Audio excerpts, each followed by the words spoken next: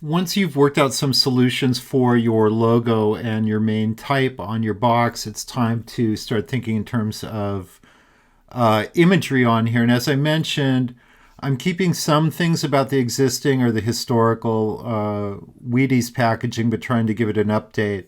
And one of the things they have for probably almost the past 100 years always featured athletes on the cover or on the box. So I want to do my version of that. And so I'm going to use photography for this. And for this, I found this stock image. And this is open to anyone else who needs any stock images for your packaging. If you go to istockphoto.com, I have an account for the class. And so if you need a picture of pasta or a picture of cereal, or you need any type of high-res imagery that's going to be integral to your box redesign, go ahead, and what you can do is find out what you need. I just typed in football player when I found this image, and here's the image I used. If you go to iStock, all you have to do is find this ID number. If you email that to me, I will go ahead and get it. Within reason, I can't get 20 different images for each person in the class, but especially if something like this is going to be a hero image on your packaging, then you definitely want to get a high-res image. So go ahead and send me this ID number. I can download it and send it to you so you can use it in your packaging. So I already have this image and I want to use it on the package. I'm thinking I kind of want him to fill the space pretty prominently on there. But again, I've got the Wheaties name that's going to go across the top. Obviously, I don't want it to go across his head. So what I'm going to do is extend this image. And the way you do that, I'm going to come up here, and where it says canvas size, you come over here to the grid. Now I want to add space at the top. So that means I'm setting the image at the bottom, so it's going to expand up this way. And I'm just going to kind of randomly guess. This is almost 19 inches. Just to be on the safe side, I'll do this 19 inches as well. And there you can see it's put a big white block here at the top. No problem. What I'm going to do is just fill that in with black, or I'm not sure this background is 100% black. I'm going to go ahead and use the eyedropper, and let's double check and see. It's pretty black. But now what I'm going to do is just use the paint bucket tool, which you can find it hiding under the gradient tool here, and then I can just click on that and fill it in. Now it's cut off his head a little bit. I'm just going to use the burn tool and kind of darken that down.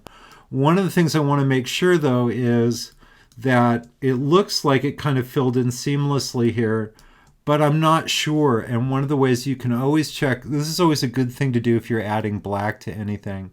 Under adjustments, I'm going to come down here and do invert.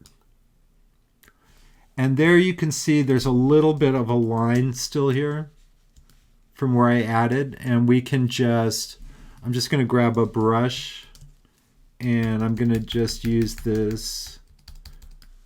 I can actually just do white in here. Oh, that might be a little too harsh. I'm going to use the eyedropper and grab color that's already back here. All right, and so I'm just going to kind of get rid of that noticeable line that's in here because I want it to look fairly seamless. And then I can actually do this while it's inverted, but I don't want to obviously have his head cut off this way.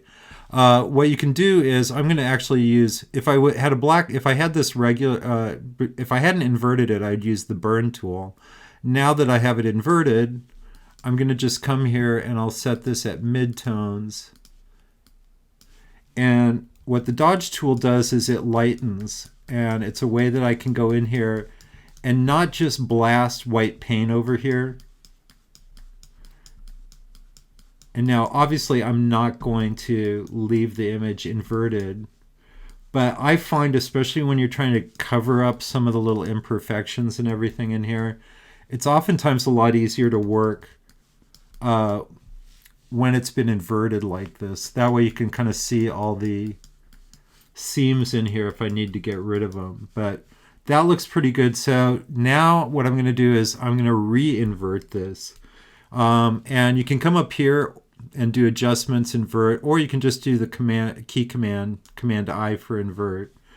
So now I have added space up here, and what I'm going to do is use a couple of the techniques that we used before in class when I showed you the photo techniques on here. The first thing I'm going to do is I am going to not screw up my bottom art here, and I'll show you what I mean by that. You never want to do anything to your art that you can't undo. And so what I always do when I'm working with images, for my working Photoshop file, what I'll do is, here's the image, untouched. I'm going to duplicate that. And now as I come up with some techniques that I'm going to work with for getting the color and everything I want in here, if I end up not liking it, I still have the original hiding underneath here. So the first thing I'm going to do is I'm going to put some noise in here. And we talked about that when we did some of the photographic techniques. So I'm going to come down here and do noise. And this is just an effect. This is just, I want to see what this looks like. I'm actually going to put some kind of heavy noise in here. Maybe not quite that much, but maybe right around 20% in here. Just to give it a little bit of a grittier feel to it. And the other thing I want to do is, I mentioned one of the things with the Wheaties branding I was going to keep was that orange color. So what I'm going to do is take this photo, not from being, in full color with the blues and everything, but turn it into something that's going to be in the orange family. Now, I could do a duotone. That was another, or a tritone.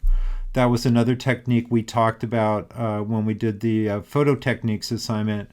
I'm going to do a different option on here. What I'm going to do is do it through an adjustment layer. And the way I'm going to do this, I'm going to hold the option key down. I'm going to do an adjustment layer on this layer. But again, you always want to work so that you can undo something, so that you're not having to go back several steps and start over. So I could do an adjustment layer on this image, and once I save it, I can't undo it. But instead, I'm going to do it through an adjustment layer. So that's the little icon down here. It looks like the little half moon. Hold the option key down and click on this. And for my look, I'm going to do hue and saturation. And I'll show you what I mean by that. So I'm going to click on this because, again, I only want this to affect the layer I'm working on right now. And I'll pull this out so you can see it. So we played around with this a little bit on the photo assignment, but one of the things I don't think we did was colorize. And that's an option you have down here.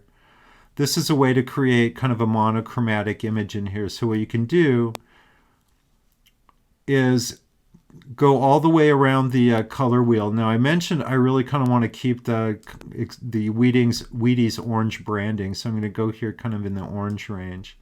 Now what I'm going to do is really up the saturation a lot. And what I may want to do is try a couple different looks. Let's see what this looks like. I'm not sure how I feel about, I think for a breakfast cereal, having a big black dark background is going to be a little bit of a problem. So what I'm going to do instead is brighten this up this way, so that I still kind of have that bright orange branding in there, but I still have my athlete in there. And I'm going to see how this looks now. I may come back and decide I hate it, but at this point, it gives me something that I can start working with on here. So again, with any photos that you're using, what you always want to do is save a working Photoshop file. So let me go back to my demo folder here. And I'll just call this football. I'm super bad at naming stuff. Whatever crosses my mind is usually what I end up doing. And so do as I say, don't do as I do. So always name stuff so you can find it later. But then I'm going to go ahead and hit save. And now I'm going to save the flattened version that I'm going to put into my box design. So I'm going to come over here, flatten the image, and you always want to make sure you switch this to CMYK. Now this orange may shift on me. I'm not really sure. Let's see. It did shift a little bit. What I may want to do before I save this is put a little bit more. Yeah, it's not going to let me do it here. I thought I could put a little bit more saturation in it. We'll see. I'm going to start building my box design. I may need to come back and adjust this.